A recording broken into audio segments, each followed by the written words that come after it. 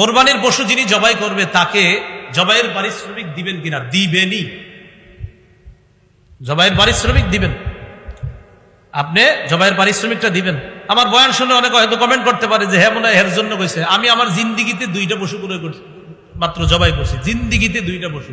এর মানে আমি আমার জন্য বলছি না, এটা অধিকার, এটা সঠিক কথা, তাই বলছি। কোরবানির পশু যিনি জবাই করবে তাকে পারিশ্রমিক দিবেন, এটা হাতের কষ্ট, এটা জবাই করা অনেক কষ্টের ব্যাপার। এই জন্য যারা জবাই করবে তাদেরকে দিবেন।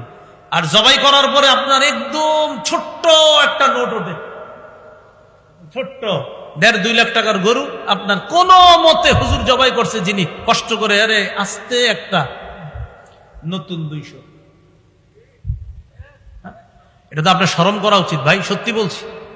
হ্যাঁ, আপনার শরম লজ্জা থাকা উচিত, এটা শরম লজ্জা থাকা উচিত।